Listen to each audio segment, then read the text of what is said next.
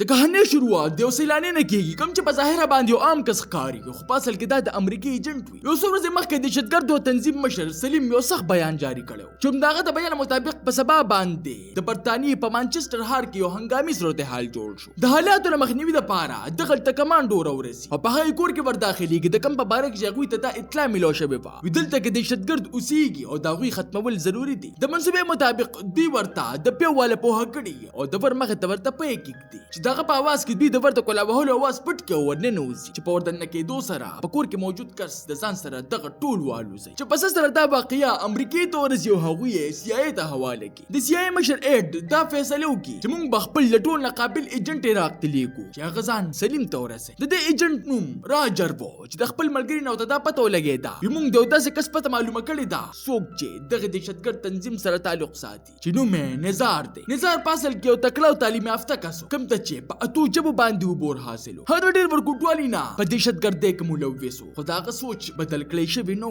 هغه په یو وخت کې په ایماندارۍ سره سلیم سره کار کوو خو چې څنګه ورته په ځان پسې بم تړلو دپاره وویلی شو نو هغه ورته انکار وکړو او وتښتېده چې اوس یې CIA سره د دې دپاره رابطه وکړه چې ما له دې تحفظ راکړلی شي. نزار دوی له د یقین جوړولو دپاره دوی ته د سلیم پته ورښایي او ورسره هغه کیسټ هم ولې ورکړي په کوم کې چې هغه تقریر موجود و په کوم سره چې هغه خپلو ملګرو له مازغه بدلي. د ویډیو په کتو سره راجل خپل مشر ایډ سره رابطه وکړي د دې دپاره چې نزار د امریکې ته بوتللی شي خو ایډ ورته انکار وکړي ولې چې هغوی د نزار خپل کار بیستلي اوس یې هغه ته هیڅ ضرورت نه و پاتې. په دې سره راجر خفه شي خو د مشر د وړاندې مجبور وي. د دې نه پس د نزار نور معلومات وباسل غواړي خو هغه دومره تیز و چې د مغې سرې په دوی پوهه شي دوی زمانه تش معلومات وباسي او ما دغلته پرېږدي او د غوسې نه دوی سره په جګړه شي چې راجر ورپسې تمانچه وباسي او د هغې په زور باندې دغه ځای نه پاره کړي. په سبا باندې نزار په موټرسایکل روان چې خپل ملګري په حمله وکړي او په زخمي حالت کې اغوا کوي چې د ثبوت د ختمولو دپاره راجر یې مجبوراً په سر وولي. د نزار د مړ کولو نه پس دوی یو من هم ضایع نه کړي او خپل ملګري سره دغه ځای په لور روان شي کوم چې ورته نزار یاد کړی و. هلته په رسېدو باندې دوی ویني چې دهشتګردو تنظیم یو کس لګیا دی او څه کیسټ یې سوځوي. دا منظر چې راجر وویني نو پوه شي چې نزار موږ ته رښتیا ویلي. راجر ملګري ته وایي وي زه ورځمه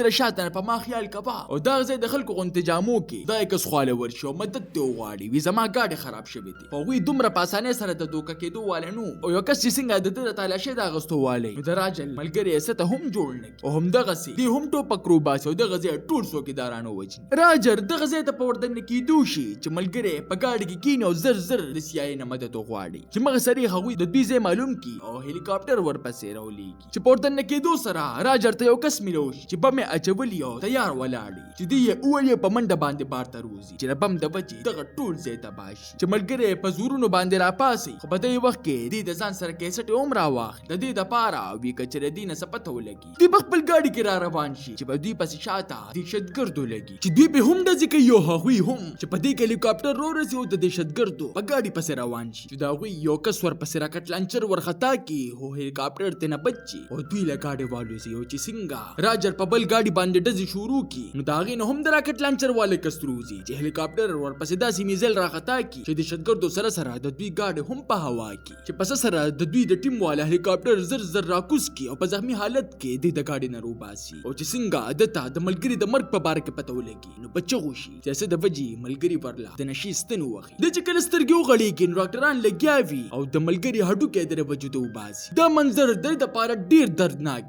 ولې چې دا لا شروعات و د ټولو نه نږدې ملګري وبیله او ولې چې د ځان سره څه کیسټې راوړلې وې د هغې ریکارډینګونه دوی ته پته ولګېده چې دهشتګردو یو ځای په عمان کې موجود دی. د CIA مشر ایډ راجر له حکم ورکړي او د هغې مطابق دی عمان ته د تلو تیاري شروع کړي. عمان ته تلو نه مخکې دی د یو انټلیجنس افسر سره میلو شي او د خپل ځان سره یو ځای د کار کولو پیشکش ورته وکړي. عمان ته په رسېدو باندې د دغه ځای د کمانډر خواله لاړ شي او کنټرول په خپل لاس کې واخلي. دی نه پس دی هغه کس سره میلو شي کوم چې یو مضبوط او تجربه کار افسر چې راجر ورته وایي په دې سخت وخت کې ما ته ستا د مرستې ضرورت دی او معلومات ورته حواله کړي چې هغه افسر چې نوم یې خاني و په دې سخت خوشحاله شي خو یو شرط یې مخې ته کېږدي موږ تاسو سره مرسته کوو خو په دې شرط چې تاسو پټ په پټه څه هم نه کوئ که داسې مو وکړل نو زه به بیا چېرې هم په تاسو باندې یقین ونه کوم او په دې خبره باندې دواړه رضا شي. خاني راجر سره مرسته شروع کړي او دغه کسان یې هغه ځای ته راولي په کوم ځای کې چې د دوی دا شک و چې دلته کې دهشتګرد اوسېږي. په دې کې دوی نظر په خپل کس باندې ولګي کوم چې دهشتګردو په منځ کې ناست دي. دې ملګري ته وایي دا زموږ پټ خبریال دی. په دې سره راجر حیرانه پاتې شي او پوه شي چې ایډ پټ په پټه دا څه کار شروع کړی دی. خو د هغه د څه کولو نه مخکې یو کس پوه شو په منډه چې دی راګیر کړي. یو خوا دوی ته سپي غوپېږي، بل خوا دوی په جګړه ورغلي چې په ډېره مشکله باندې دوی هغه کس راقابو کړي او د څه تپوس کولو نه مخکې سپي پیچکونه لګول شروع کړي. خو تښتېدو نه مخکې دی هغه کس له کاته ختمه کړي او چې کله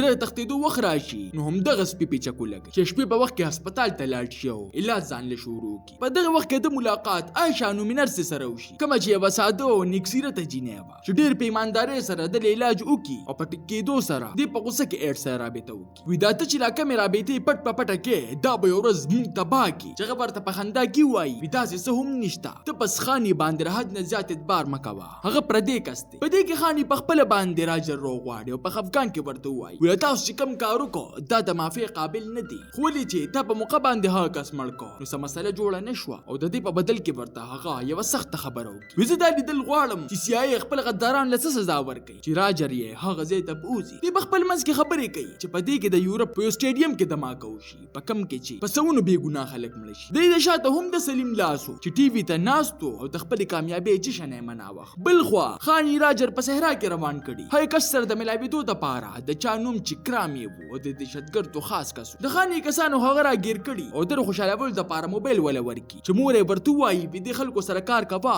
دوی موږ له کور راکړ. دوی دا غوښتل چې دوی موږ ځان سري کړو او سلیم ته پې ځان نږدې کړو. دا منصوبه دوی له CIA نه پټه ساتلې وه، خو په حیرانتیا سره دا خبره بیا امریکې ته رسېدلې وه او ایډ په خپله باندې عمان ته راغی او د مخې سرې د دنې د کرامي مطالبه وکړه. وی هغه ته CIA ته حواله کړلی شي. ایډ داسې انسان و چې نه د خاني د دوستۍ پروا کوله نو د کرامي د زندګۍ صرف په خپل مقصد کې مطلب چې سلیم ته زر ته زر ځان ورسومه. خاني چې د ایډ دا غرورانه اندازو ګوري نو سخت نه خفه شي او ښه په مخامخ باندې ورته وایي وی کرامي با زما سره چې د رضا کولو دپاره ایډ د جیب نه د سلیم تصویر روباسي. وی سوچ وکړه که دا مونږ گرفتار کو مونږ به څومره غټه کامیابي ترلاسه کړو، خو د دې باوجود هغه ورته انکار و. د دې نه پس دوی په ګاډي کې روان شي چې راجر ترې نه سخت ناراضه وي. کوم تعلق چې ما په ډېره ګرانه باندې جوړ کړی و هغه تباه برباد کړ او تپوس دې وکړي وی اخر سلیم د دماکي او د بد حل ولې جوړ کړی دی چې هغه ورته ووایي د سلیم د حد نه زیات د نفرت وجه دا ده چې دغه ټول خاندان د شام په جنګ کې امریکې مړ کړی دی، اوس هغه د امریکې نه بدل اخیستل غواړي. راجر ورته وایي ته مهرباني وکړه دا خاني باقي مه چیړه، ګنې دا میشن به په ځای ودرېږي. خو ایډ په خپله خبره ولاړي وي په خاني باندې یقین نه دی کول پکار چې په سبا باندې راجر واپس هغه هسپتال ته لاړ شي په کومې کې چې عایشه نومي جینۍ کار کو چې ستن وهلو نه پس دی ورته چې چکر وهلو دپاره ووایي چې هغه د ځان سره روان کړي وي تا ته زه خپل کور ښیم، خو په بدقسمتۍ سره دا په خفیه کیمره کې ریکارډ شي چې شپې په وخت کې د خاني کسان دی راګیر کړي او د ځان سره خپل ځای ته راولي کوم چې دهشتګردو ولا تباه کړی. خاني ورته وایي دا هر څه د ستاسو له وجې وشو، ستاسو یو کس په کرامي پسې شاته روانو چې ګیر شو، اوس دهشتګردو زموږ دا حال وکړو چې راجر ترې معافي وغواړي خو د هغه یقین مات شوي او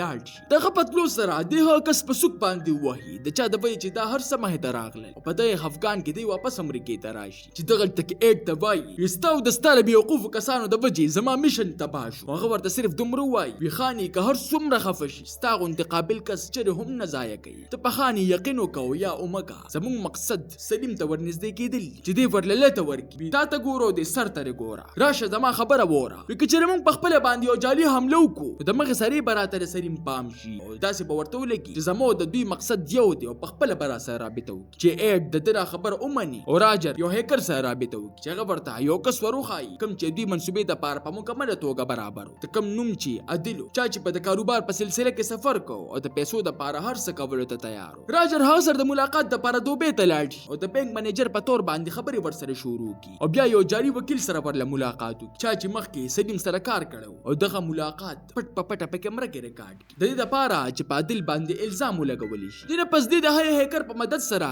د عادل کمپیوټر ته د دروغو ویډیوګانې ور واچوي، داسې ویډیوګانې کوم چې دهشتګردو سره تعلق ساته. دې نه پس دې د خاني په مرسته باندې ترکي یو خالي ایرپورټ باندې حمله وکړي چې د مړو فوجیانو لاشونه پکې والوځي او د خبرونو په مرسته باندې دا خبر سلیم ته ورسي چې د مغه سري هغه عادل سره رابطه وکړي ولې چې د وړاندې اوس عادل د یو هیرو مقام لره خو غریب ته په خپله دا پته نه لګي چې دا حمله چا کړې ده او د ځان غم ورسره پیدا شي چې تښتېدو نه مخکې راجر یې خواله راشي او ورته ووایي وي زه یې مه کنه تا زه بچ کومه، خو په دې کې سلیم کسان ډورسېدلو او غوا یې کړ چې راجر پې ډېرې ډزې وکړې خو راوا یې نه اړول. دوی عادل له ځان سره یو بلډینګ ته بوځي او مخې ته یې کیمره ولګوي د هغې په مدد سره سلیم ورته برای راست ګوري خو عادل د هغوی د وړاندې رښتیا ویل شروع کړي وي دا ټول د امریکایانو چال دی او زه پکې راګیر کړی یم چې سلیم ورته مازغه خراب شي او لاشه په سبا باندې پګن کې ملو شي. دا خبر اډ راجر ته وروي چې پورې دو سره دا غزړه مات شي. وی دا ما سوکړی د خپل میشن د پاره مې او بې ګناه کس په مړ کو. زه دا میشن پر خودل غواړم چې څنګه دې کور ته راشي نو یو خطه په انتظاري چې پکاتو سره هغه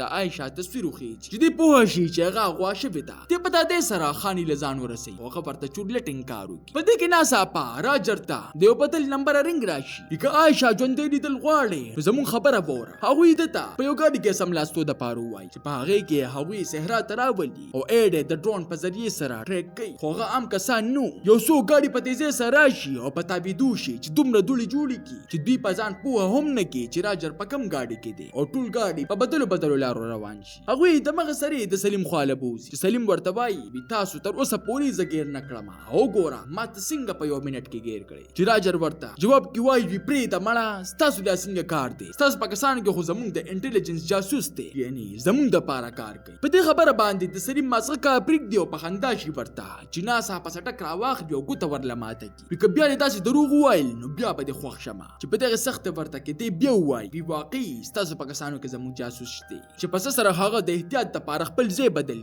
او دا کسان دې سم دی او چې څنګه دلاله ولواله په دې کې فوجان دورسي چې دز دوز نه پس هغه د خاني کسانو خيږي په هسپتال کې خاني د تبايي وی عائشہ ما اغوا کړي با اورین هم درته ما کړي د دې د پاره چې تاسو سلیم اغوا کی او ټول کسان یو ځای ته راټول او زمونږ ملګری کرامي مونږ لپاره راګي چې ټول مړکو او بالکل مونږ هم دغه څه وکړه زمونږ منصوبه کامیاب شوه چې سم ته گرفتار کړل او سم په دغه ځای وشتل او د دې نه پس راجر استعفا ورکي. تاسو ته دا نه کہانی څنګه ولګیدا ما تخپل قیمتي رائے په کمنټ کې ضرور راکې ملاوي ګوبا په نوې ویډیو سره مال راکې اجازت بای بای.